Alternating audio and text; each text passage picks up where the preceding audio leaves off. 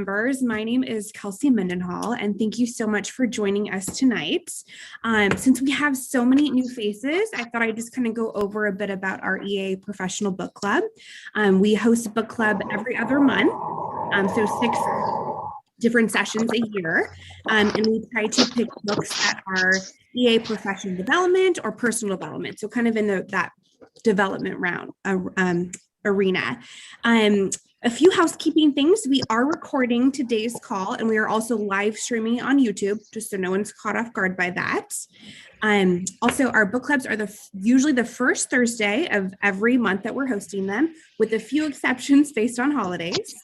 And we ask for everyone that's write a review of Jeremy's book on Amazon. That would be so helpful for him, since he's giving us some time to really do a Q&A with him and dive in deep into the book. And Jeremy will be joining us 30 minutes into the call for the Q&A. So if you have questions come up as we're talking, please go ahead and add those to the chat, and I'll kind of go through the first questions that come up with Jeremy, and then we'll turn it over to you guys to ask your questions live as well. All right. And so how we usually start book club is we go around and start with whatever our favorite quote in the book is, or favorite portion of the book, or something that was like a big aha moment for us. And when you do speak, if you could please say your name and where you're calling from. So I will go ahead and start, and then I'll pass it off to whoever else would like to join in. So my favorite quote in the book, and I'll go ahead and read it to you guys, was, "A leader assistant has courage, persistence, and a good sense of humor. They stay on top of their game by staying on top of their education. They sharpen their axe by mentoring others. They're a mind reader, diplomat, psychologist, politician, strategic partner, and team player." And that was a quote from Lori C., an executive assistant in San Diego. And I thought that really thoroughly defined the EA I want to be, and I think that so many of us are striving to be as well. Is there anyone else that would like to share like a standout moment for them, or a quote from the book that really spoke to them?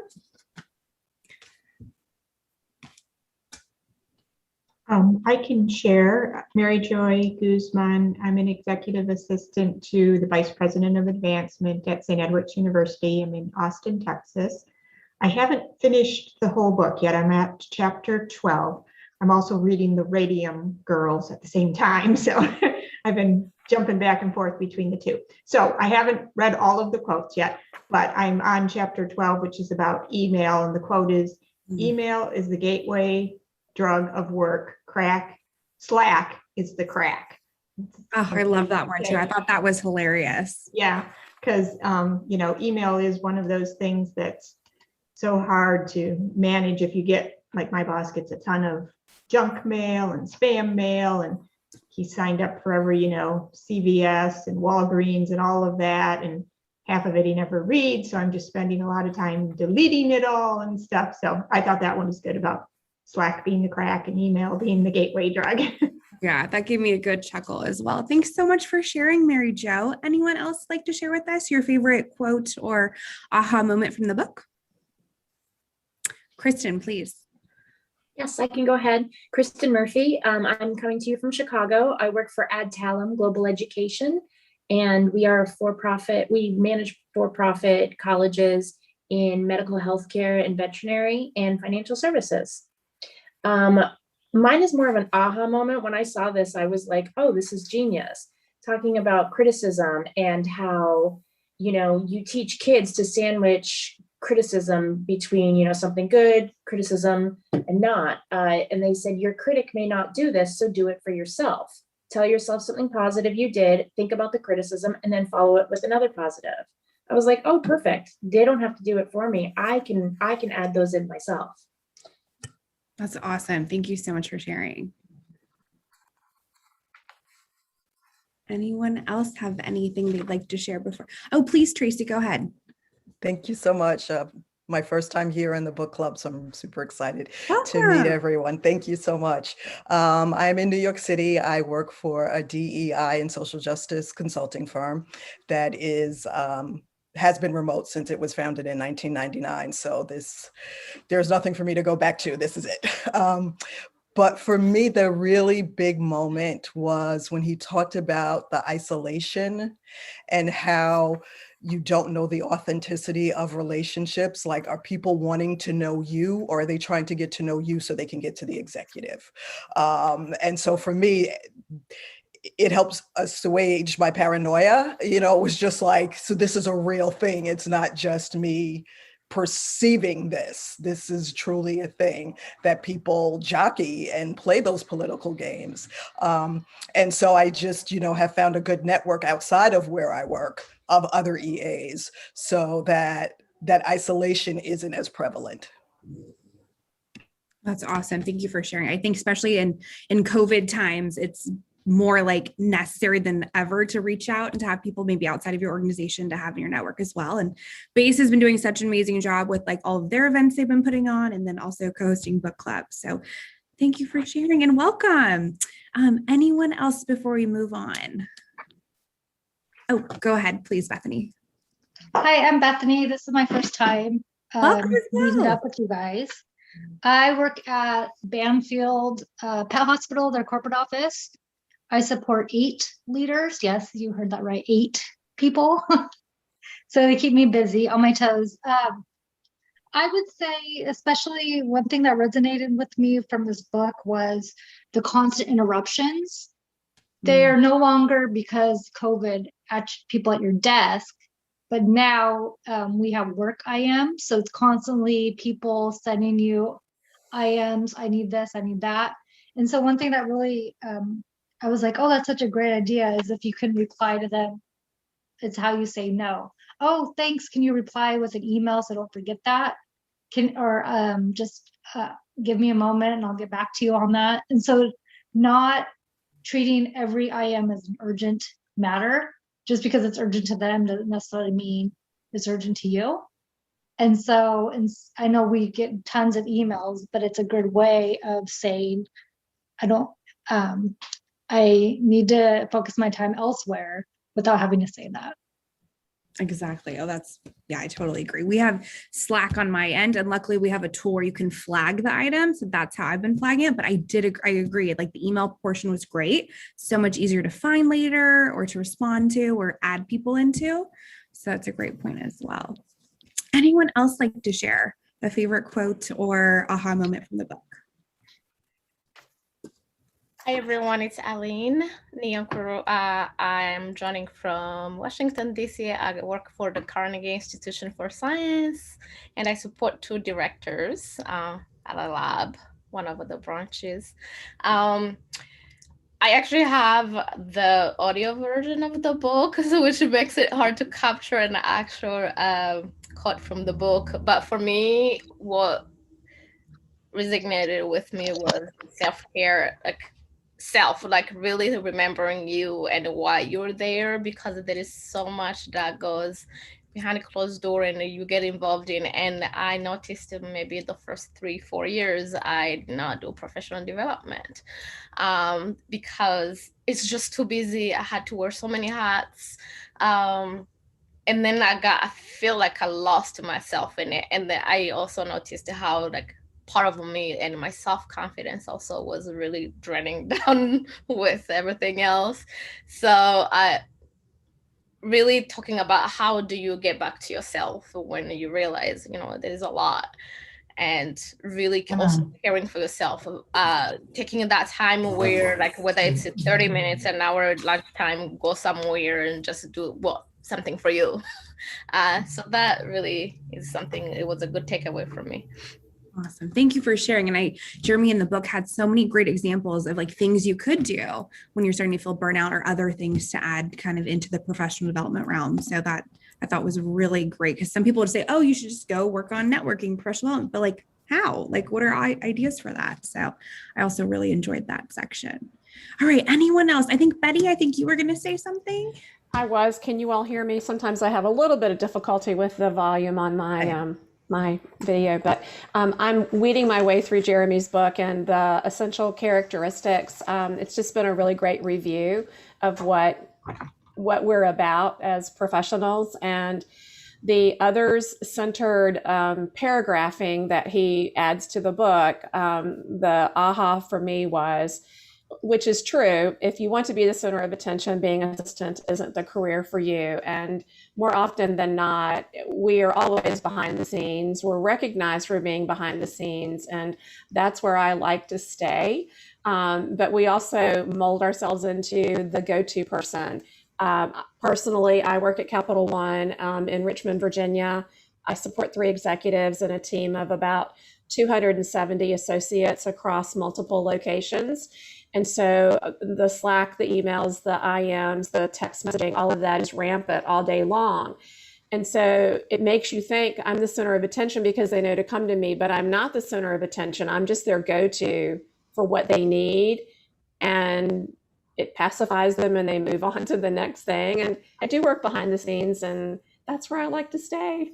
So, and this is my first time with book club. So Kelsey, I want to thank you for all the information you provided me with endless emails as I got up to speed. So thank you. You're very welcome. Well, thank you for joining us. And so actually, I really want to kick it off with the characteristics sections, kind of moving past our quotes and stuff. So I thought the characteristics section was fantastic. It really embodied a lot of stuff that I think we don't always vocalize to ourselves or like realize like, oh, I do that already. And so I thought it was really good, like you said, Betty, a reflection of like, what's the role, what are we maybe not adding or doing in the role right now that we want to be adding. So I wanted to kind of ask you guys, do you feel like there's anything missing in the list or anything that you want to work on or anything that you think you're excelling at right now? And open question for anyone.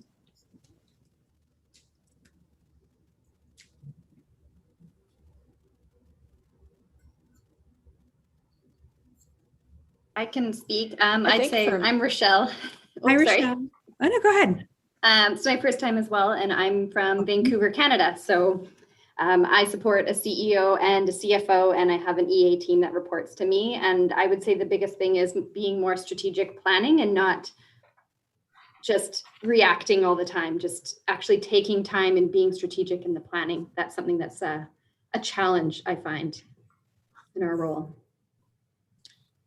I would agree. I think it's hard when your day-to-day is so busy to carve out that time to be able to do that strategic planning, especially when you have an exec who really lives in the moment, for sure, like each day. And then like the future's coming eventually, right? Yeah. So it's a mix of those. Thank you so much. Anyone else want to share? To add to what Rochelle said, I like how he, he talked about being proactive and planning, but also having to put that aside and being in the moment and troubleshooting too. And I think, a lot of people talk about being proactive and planning, but we really have that dichotomy. And I appreciated that he said it out loud, well, in a book, because I don't think I thought of it that way. And I was like, oh yeah, good point. I guess I go back and forth between those all the time. Yeah, absolutely. I totally agree with that. And I think the crux of our role is how we're able to respond in those like very like fire drills, as I call them, or like in that moment, because we have that knowledge of, who likes what or what needs to be done. So it's a fun mix of the two for sure. It's like using both sides of the brain, like in the moment, reactive, and then being proactive as well. Anyone else like to share? I think for as busy as our executives can be, the never assume anything paragraph stood out for me, because as well as we think that we know them, and we're managing their lives for them every day, it's always good, in my opinion, to double check the action that you've taken on their behalf, just to make sure that you're still in alignment with the course of the day. So. Awesome. I totally agree as well. So I kind of broke down our like discussion points today, kind of based on his 4 pillars of the book, which I thought was really great. The first one, which we kind of just covered, embodying the characteristics. And then, so why don't we move to the second one, employing the tactics? And I will have to tell you, my favorite section of that one was really the idea of the ideal calendar. I thought that was so cool. And I've been kind of trying to do that with one of my executives.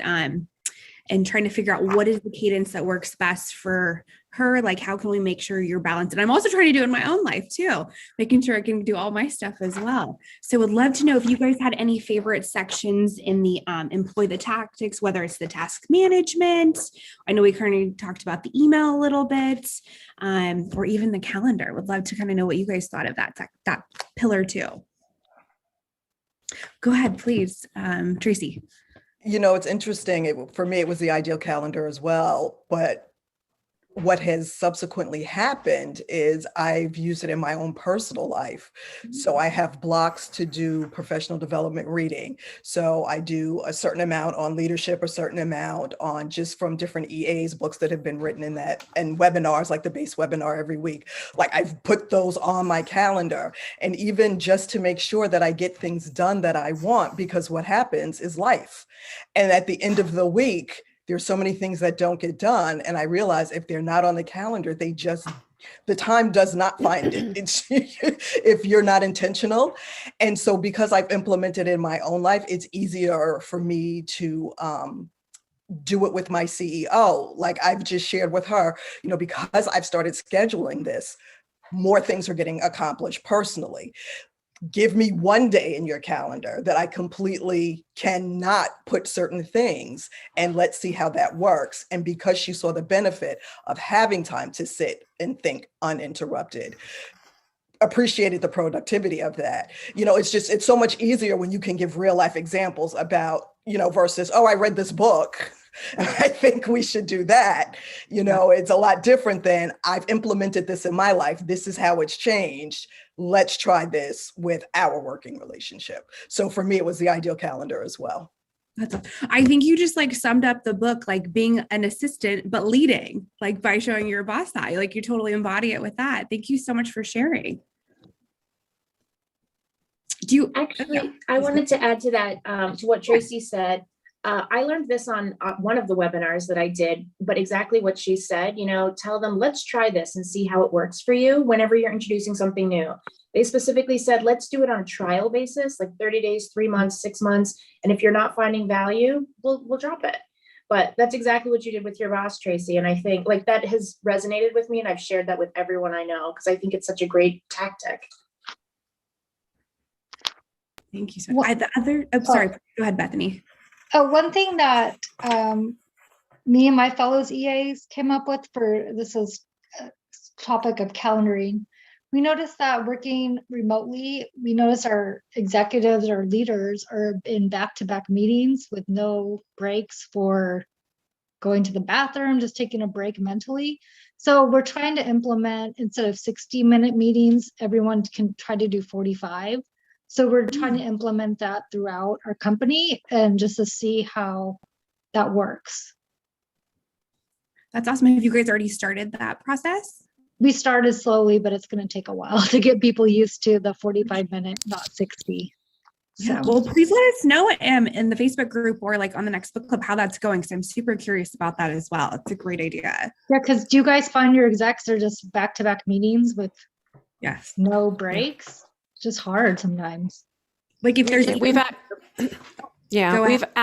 we've actually implemented that at my company, and 30-minute meetings are 25, and our meetings are 50 minutes, and you're either starting at 5 after that top of the hour or 5 minutes after the half hour. So it's always a 9:05 or a 9:35, and admins are really empowered to push back and get context or get agenda or ask the questions about expected outcomes. And there's a huge initiative right now about really validating the need for meetings, or can this be handled by email, or what a 5-minute, because the water cooler conversations aren't happening, we're not physically in the office. So we're spending the time to schedule a 15-minute call that they probably could have walked down the hall and had in 2 minutes. And so those kinds of initiatives are underway, and they've been very successful, very successful. So I wish Bethany, your company, much success. Thank you. Rochelle, did you have something to add as well? Yeah, we've just switched to that as well too. So my boss said that he really wanted to block off Mondays and Fridays. So all of his direct report meetings are Tuesdays to Thursdays only. And then Mondays and Wednesdays are his focus days. And then he wants all of his meetings to be 40 minutes long because it was just back to back to back, no bio breaks. Sometimes he barely got to eat lunch. So we've been doing that now for almost a month, and I've noticed his productivity has increased substantially. And I have more time to get things from him. I'm not like trying to sneak in. I can get it a lot easier. So, and he's feeling like he's actually able to wrap up a call, do what he needs to do before he jumps into his next meeting. That's awesome. I love hearing those examples. Thank you guys so much for sharing. Appreciate that. Anyone else have any other tactic from Pillar 2 that was really stand out to them, or something they're already doing, like the ladies have shared, or something that they're wanting to implement?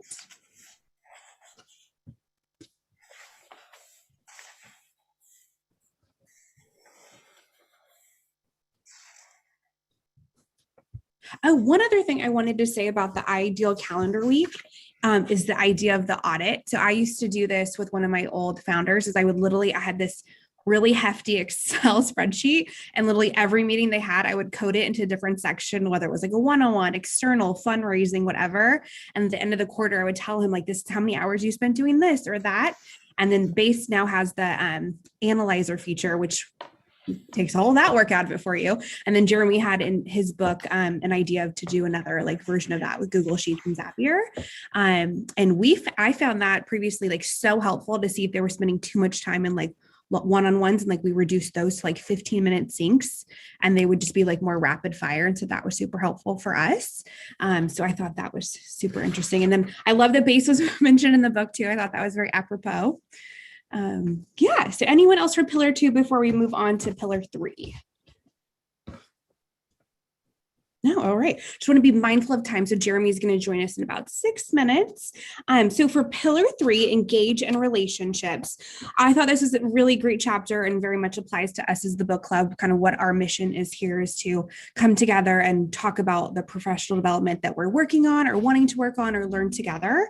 I love that Jeremy really gave examples that in the beginning of his career, he was very focused on just the job and not so much networking. And then he really realized the value of that. I have loved networking. I've loved the Base has created so many online events with the pandemic. I miss being the in-person ones and getting to meet EAs at different training events. So this is another way to engage. And so I'm so happy to have you guys here to engage with me on this. So I would love to hear from you guys if there was any standout stuff for you guys in Pillar 3 in terms of engaging in relationships or networking or even at work or anything in that regard.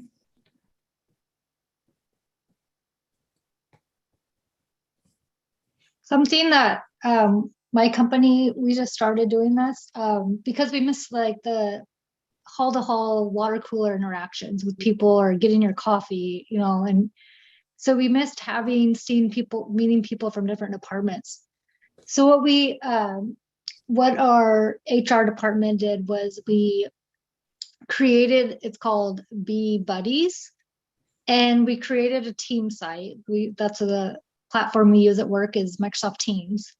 And so anyone can sign up, and then it scrambles everyone up, puts them in different groups. And then one person from that group, I think there's like 5 people per group or so, 5 to 8 maybe. And one person from that group takes it on to schedule the meeting. And then you'll have like a icebreaker question.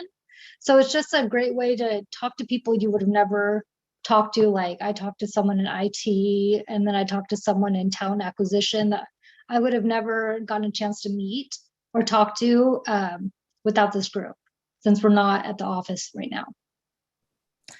That's awesome. It's been really well received.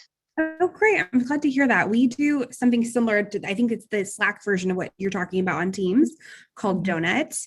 And we've actually been hiring a lot, and we've now gone remote. And so it's like people that I would normally have seen in the office and would never see at this point. And so it's been great to meet a lot of new people in that regard. And again, like meeting people from other departments that you interface with. I think it's great. Has anyone else done something like that in their company? Either like the Teams version or the Slack version of that?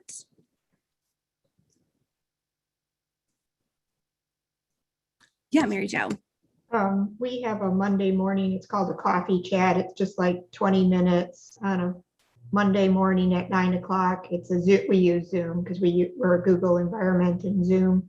And so it's just a time that's on the calendar, but it's optional. You can sign in if you want.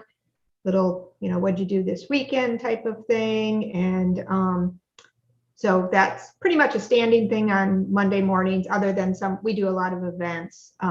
So some weeks we don't have it because everyone we know is really focused, but that's been kind of nice, just a time for people that you might not have normal interaction with to sign into that. Awesome. I love that. It's a great idea. It's like that water cooler chat that you don't get like in the morning in the coffee room, right? Getting coffee and doing that virtually. I love that. It's a great idea. Thank you for sharing. Well, for the sake of time, I'm going to quickly go to pillar 4 and see if anyone has anything they wanted to talk about exercise and self-care. I know burnout was a really big one, and I feel like it's super prevalent with us mostly being remote, or people being at home and their kids being at home, or juggling all of the things with our new normal or her new life right now. So I'd love to hear if you guys had any aha moments in that section or anything you'd like to share with the group.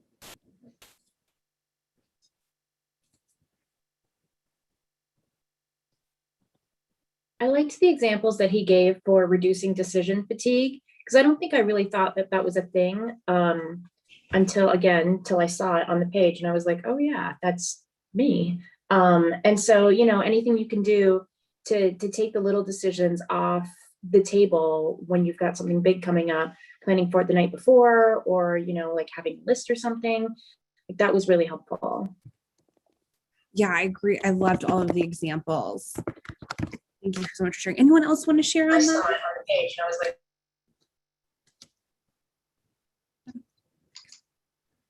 all right. Well, if not, I think we just had Jeremy join us. We'll give him a second to pop on here, and we'll get to the Q&A section. And if you guys had thought of any questions, feel free to hold on to those or add them to the chat. Hello, can you hear me? We can hear you. Hello, how are you? I'm doing all right. Fantastic. Thank you so much for joining us this evening. Yeah, I'm excited to be here. Oh, hello. Hello. Welcome. All So right. we did a little debrief and just a discussion around your 4 pillars and things that either really stood out to us, things that we're working on that we're enjoying, or things we want to try differently. And so that's been a really great discussion so far. And so we're excited to jump into the Q&A portion with you. Anyone want to kick it off? I'll throw it to the group first. Mary Joy, please go ahead. So mine is on email. Jeremy, where you're talking about email doesn't have to be answered right away. My boss doesn't see it that way. He feels he has to respond to everything right away. If he sends an email to one of our team members and they don't respond, very quickly, I'll be in a meeting with him. I was like, oh, so-and-so didn't respond. I'm like, well, you sent it 2 hours ago, maybe they're in a meeting or something. But I've tried talking to him that, they're not expecting it, but he thinks everything. It doesn't matter if anyone's asking him a question. He feels everything, well, other than things that are completely nonsense. But if it's a trustee, a donor, anyone asking him something, he feels he has to respond right away. But then he creates kind of a panic in the department when he's like, I need that right away, and then you assign someone and he's like, okay, check in with them. And I'm like, okay, unless I go stand at their desk and just keep asking them, how's it coming? How's it coming? You have to give time for people to work, or if they need something from another department, those people aren't just necessarily dropping everything just because our request came in, but trying to talk reason doesn't seem to help. So I just wondered if you had any tips on that. Yeah, first of all, quick note, if you're not speaking, please mute your microphone so that I can hear everyone okay. So I think, first of all, my question to you would be, what's their role? Vice President. Vice President? Vice President. And then second, what industry? Higher education. Okay. University. And he's in the area that's doing fundraising. So anything that has to do with a donor, he feels, has to be responded to right away. Anything that's with a trustee, he feels has to be responded to right away. But, it just seems like everything involves trustees or donors because that's what we do. So Right. Yeah, I mean, it's here's the deal. The reality is most of our executives have a higher sense of urgency than we do or than other executives do. So like the higher up you get, the more sense of urgency they have, I've found. But the truth is, urgent is actually rarely urgent, like I talk about in the book. And so I think the key is, however, I will say that some roles, the expectation is that you reply within an hour. And as long as you clarify those expectations and put together a list of priorities and some buckets that things can drop in, like if it's a donor, then yes, you need to reply within a couple of hours or within 60 minutes or whatever. So you need to do that anyway. But as far as 60 minutes versus, 8 hours versus that, same day reply versus 24 hours, there was a company, I'm trying to remember what the company was. It was a software company. And when they first started, they're like, we're going to reply to our customer support tickets as fast as possible. And they made it a goal of we're gonna reply to them within an hour. And they got good at it, whatever. So they said, oh, you know what? Let's make it so that our requirement is that we reply to our customers within 30 minutes. So they just kept doing this to the point where they literally were for a while, they were at the requirement of we have to respond to our customer within 5 minutes. And initially they thought, this is awesome. And this is like, very, very good customer support and whatever. Well, guess what happened? The team burned out. They had to hire more people. They had to, they couldn't keep up because the demands and the stress on the team to always have to respond that quickly just wore them out. And so my point is, your executive could be wearing your team out as well, if that's their expectation. But also, if it's internal emails that people aren't replying to, well, help them understand, like, well, so-and-so's in a meeting, like you said. I think that, I don't know, I keep talking back and forth because there's so many variables. There's so many different roles that do require very, very quick responses and VIP, care, that it's tough. But I think the key is the expectations. So have those been clarified or not? He can't just go around saying, oh, I didn't hear an email, I didn't get a response within 2 hours. Well, was that expectation communicated? Is that the precedent for the whole department that we all just respond within two hours? Is there certain people that's on their job description, you must respond to emails within 2 hours? If that's not the expectation, if that's not been communicated and clarified, then you can't expect people to do that just because that's your preference. So take an audit. What's actually important? What's possibly urgent? What's not? Who are those people? Like, I have a list of people. I literally have a tag in my executive's inbox that's VIP. So board members, his business partner / co-founder, his spouse, and one or two of our top investors, people that are really hard to get a hold of, but if they ping you, they actually, it's worth your time. And when those emails come in, they automatically get tagged VIP. And so in a bold color. So I don't have to he doesn't have to dig through his email and find it or notice. It's very clear that this is one of our VIPs and we're going to respond to them right away. So, and then I know too, that I need to, if he's like, oh, hey, copying my assistant to schedule time, I know who those VIPs are, and I know what the expectation is that, hey, you get back to that person like right now and make it work and move other meetings if you have to.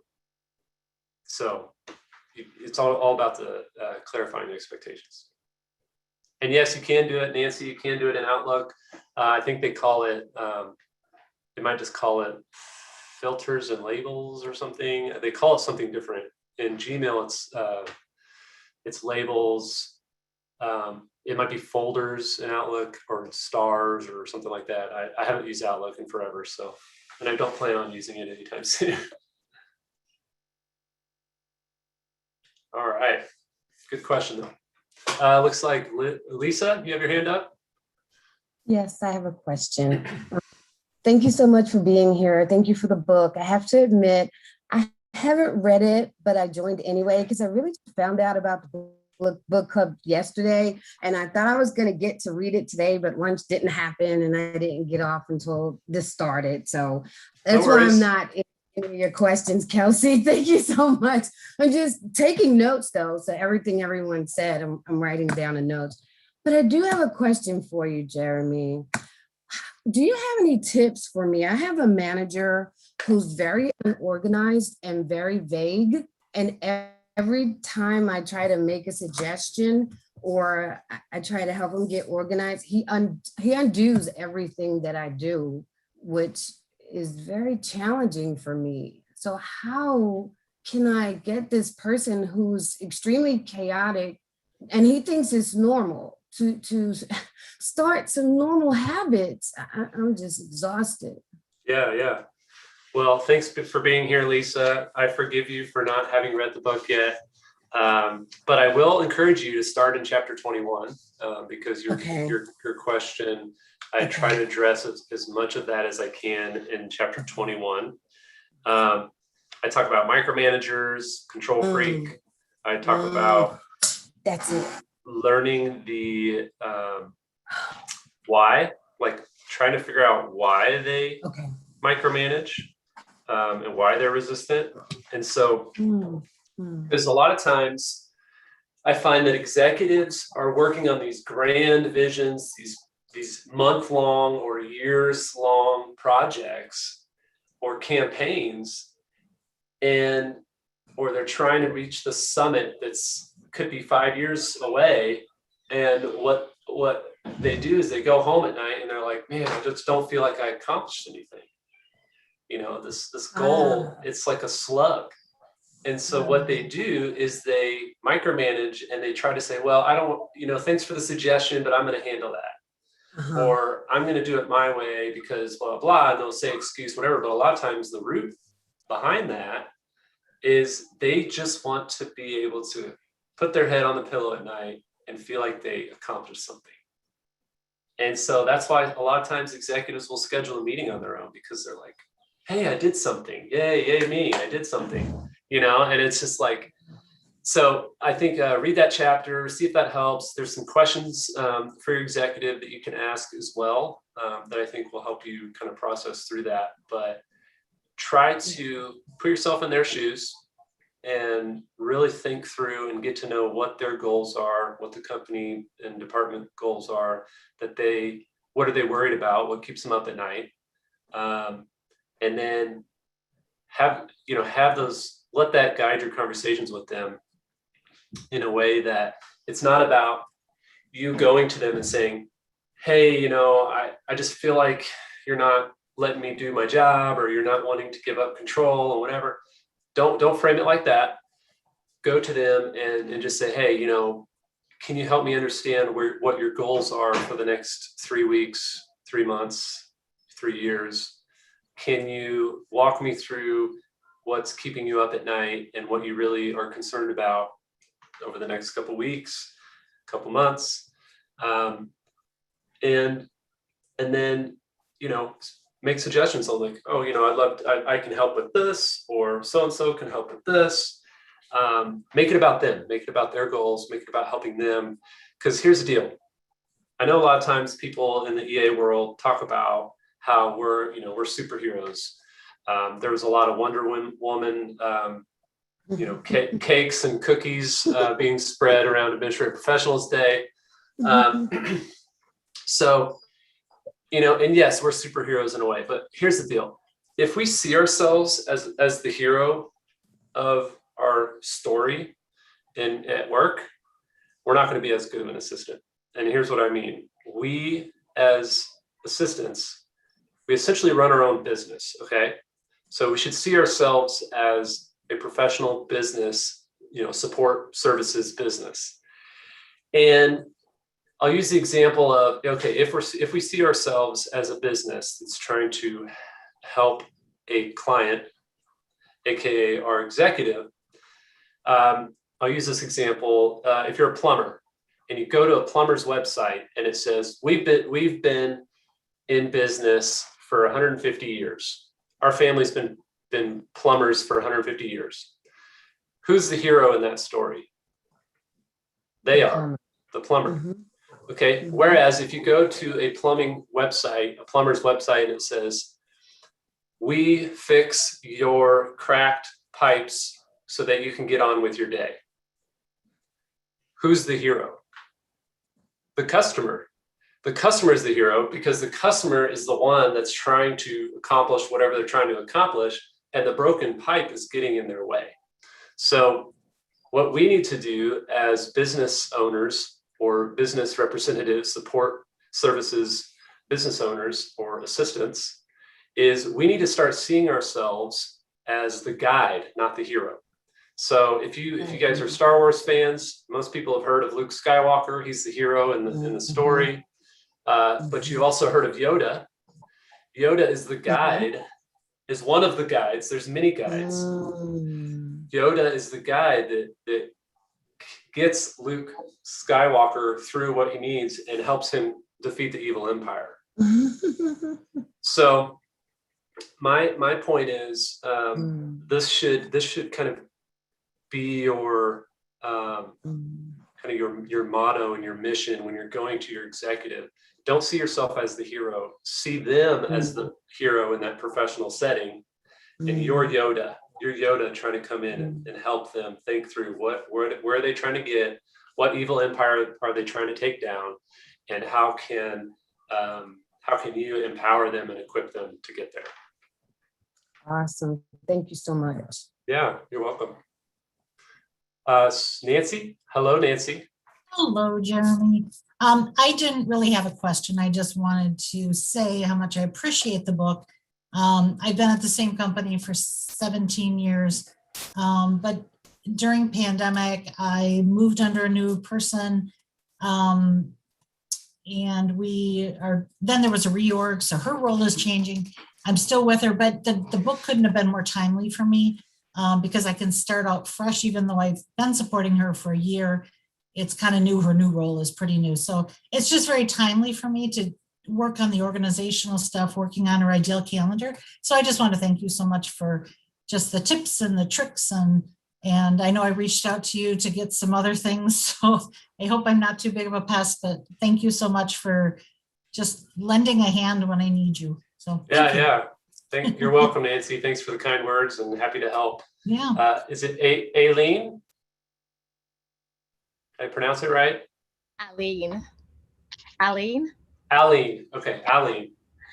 Hi, Jeremy. I'm a big fan. I actually purchased your book the week it came out, and I couldn't wait. I got the audio, but now I wish I bought the book, because I really feel like it's a Bible in a way, because I really find myself making connection with the many points you make in a book to be a great assistant. And so my first question was, I actually now feel like I have the need to buy the paper copy. I wanted to check first if there's a way to access this PDF before I buy another one, because I have the audio, and then most of the time I go back and I try to re-listen to chapters and I take notes.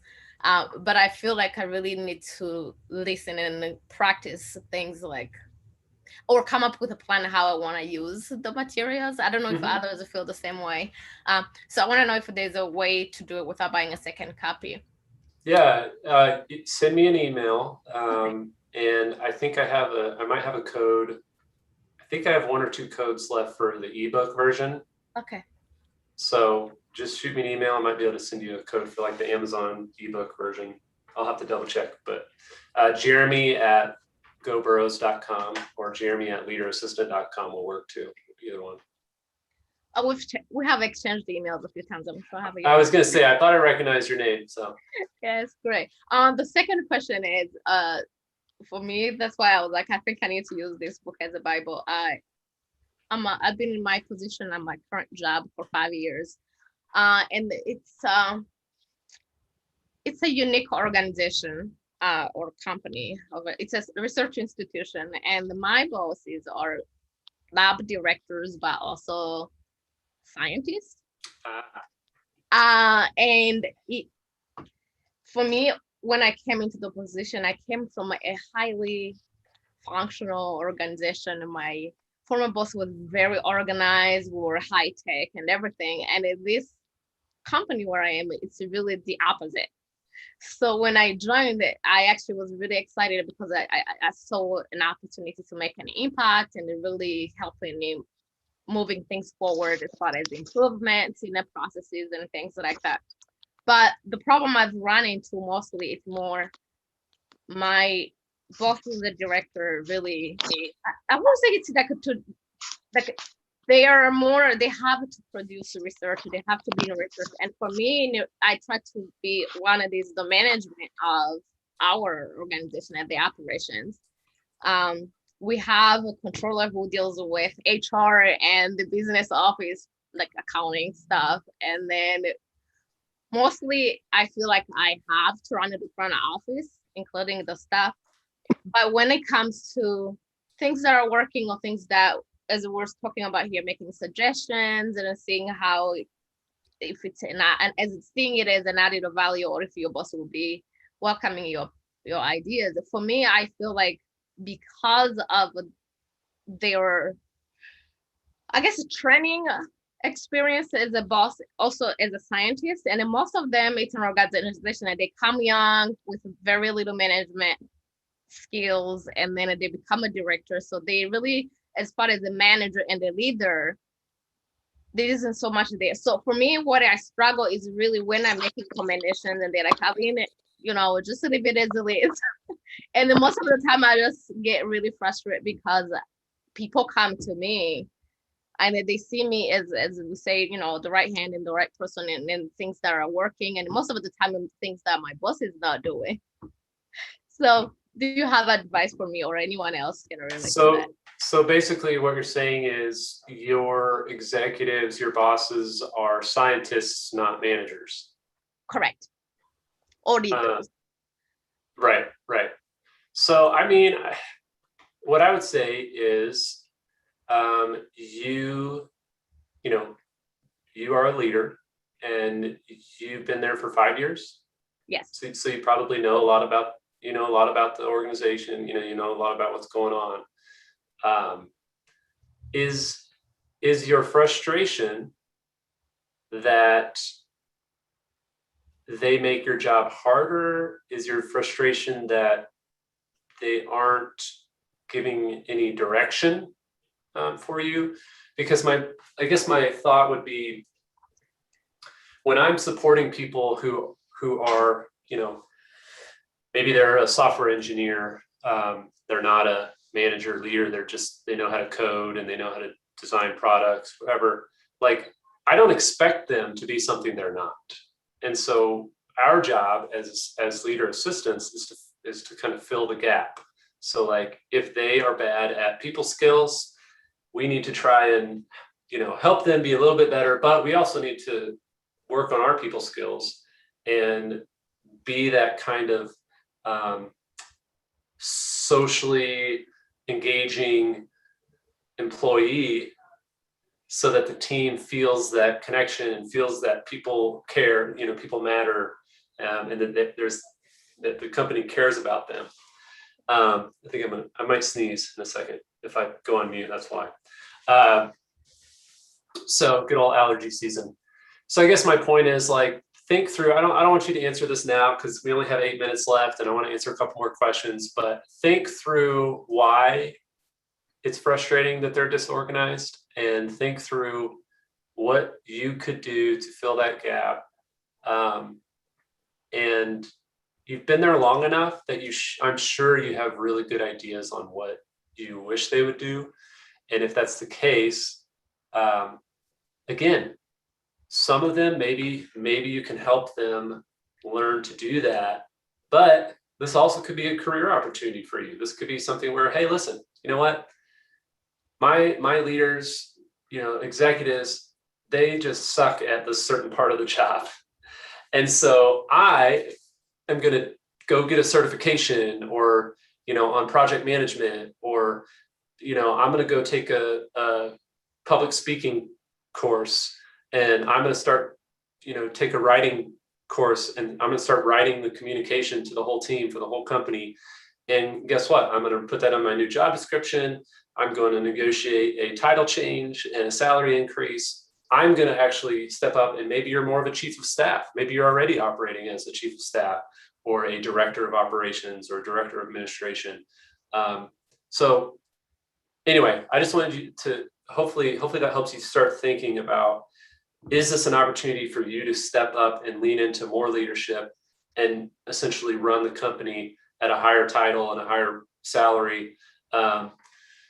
Because they may just want to be scientists, they may just want to be, and I saw a good Twitter thread the other day about management and how it was in the services industry. So like lawn care, plumbers,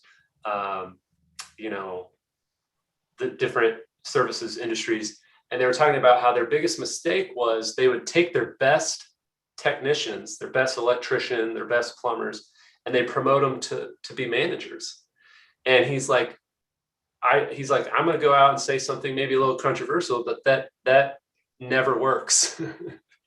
That never works. And so you may be in that kind of a scenario where you've got a bunch of really good scientists that they were the best in the class, and then they got promoted to be a manager, and they're just like, I just want to be a good scientist. So anyway, hopefully that's some good food for thought. But shoot me an email about the book stuff, and hopefully that helps. Thank you. We got about 5 minutes. I can stay a couple minutes later if you guys all have a couple questions, but anybody have quick questions? Looks like Bethany might have to, I think Liz might have to unmute her. Oh, there we go. Okay, I think I was on mute. So I just was curious how you continue to elevate yourself as an EA once you feel you've reached, because you've gone quite a way through your career. And so how do you continue to elevate your skills, etc., to stay on top as one of the top EAs? Yeah, great question, Bethany.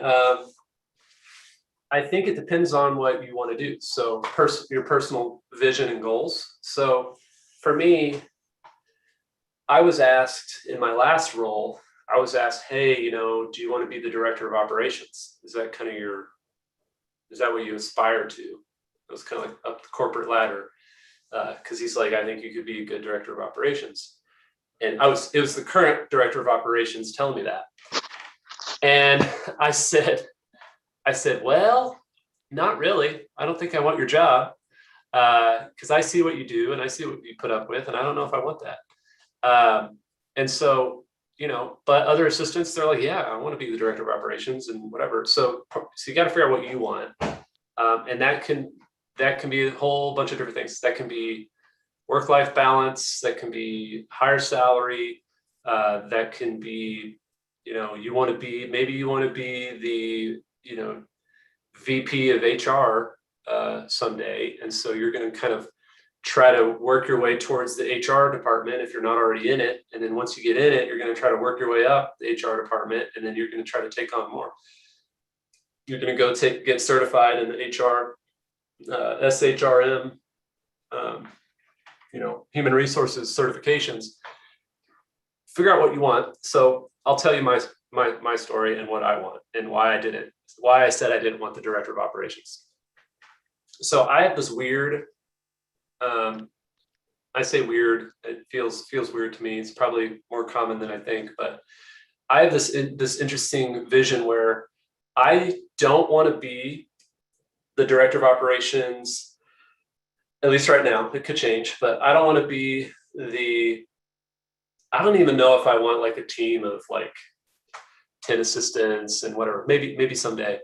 I really, really enjoy the one-to-one partnership with my CEO. And I've, for most of my career, I've supported the top of the organization. I really like that role.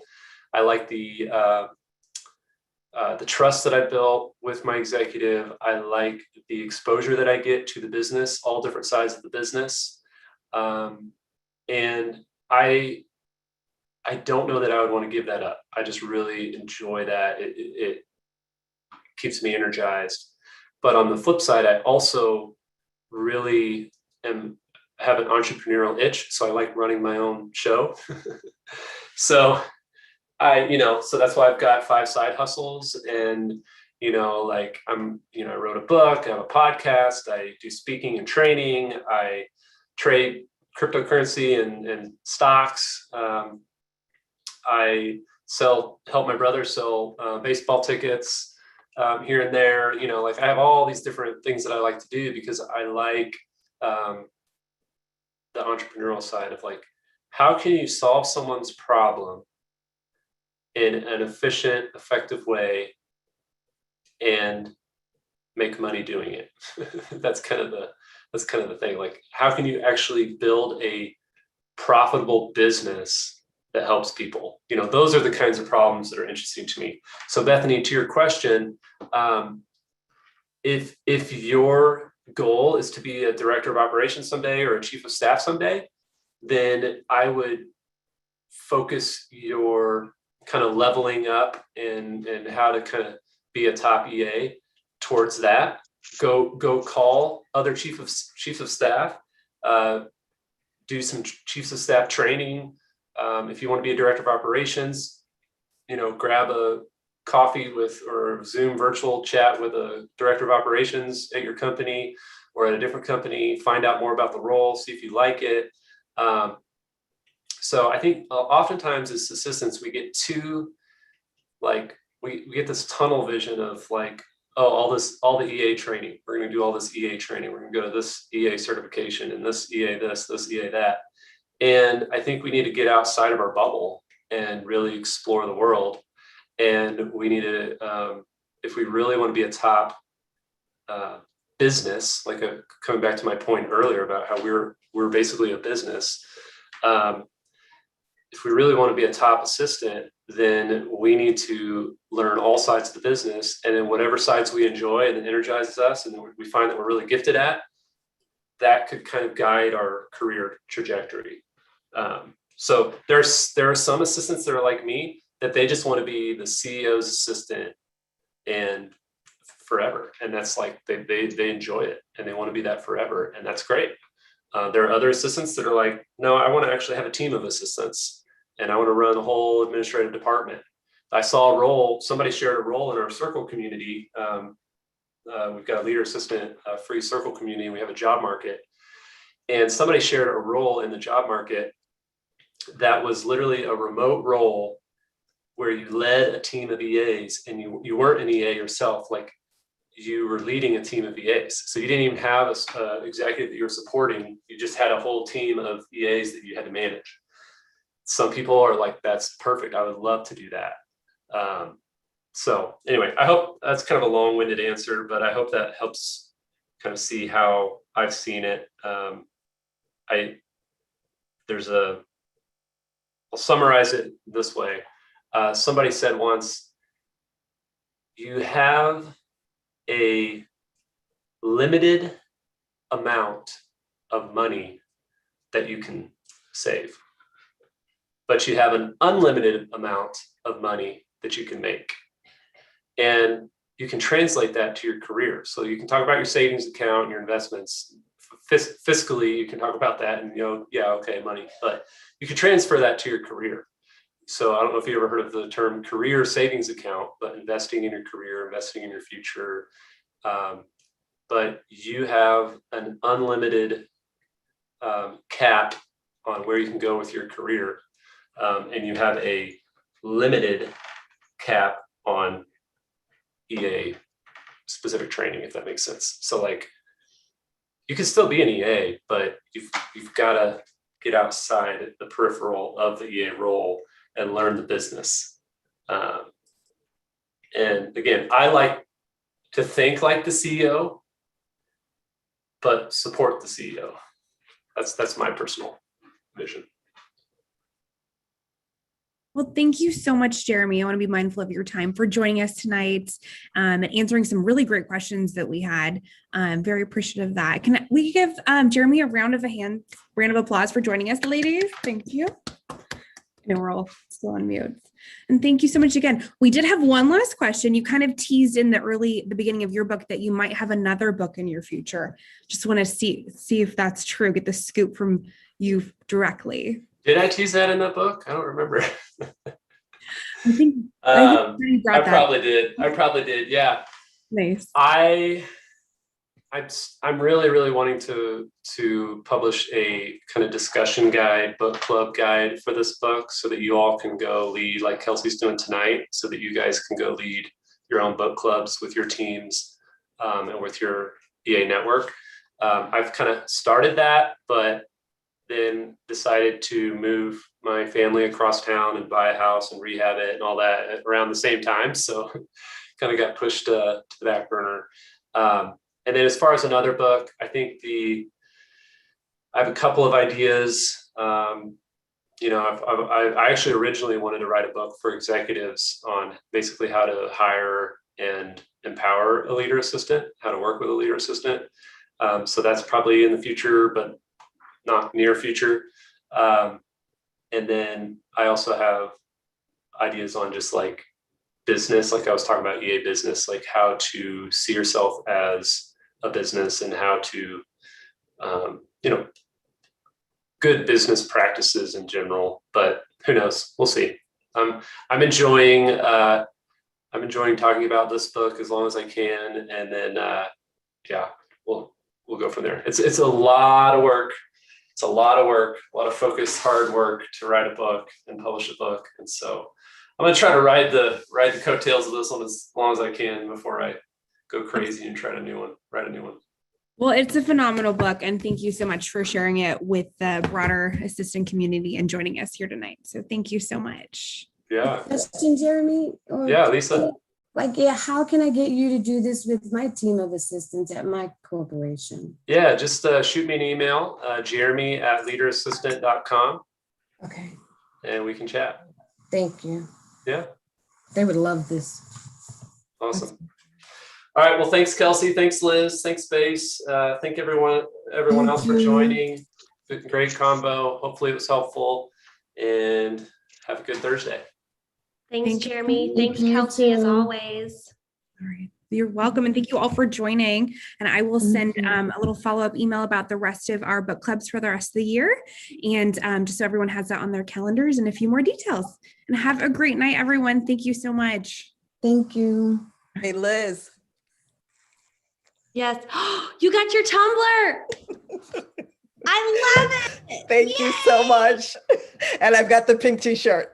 I'm all set. Oh, good. I'm so glad. I'm about to order more because I wanted to see what people liked. And so I can order more in bulk. So stay tuned. Absolutely. Will do. And I was so great because when I ordered it, the support went for that organization, helping the young men. So that was really I'm just eternally grateful. They're so great. That is something Base is doing. So thank you. Oh, good. Thank you. There's another organization, Boom, that I think we're going to do this month. The equity practice. I don't know if you all are familiar with Ali Myatt, but she just launched the equity practice, and they help companies get a DEI organization or system, processes in place within their organizations. And Boom is an organization close to their heart. So stay tuned for the next organization. Super. I'm excited. And if you guys are still awake and you're not in Australia, we are having EA Nick Ginsburg based in Australia here in an hour on Base Live. So we have lots of folks in our EA community on that side of the world that we're going to test some base lives out. But of course, the recording will be available, so you guys can check that out too. Yay. Awesome. Thanks, guys. All right, take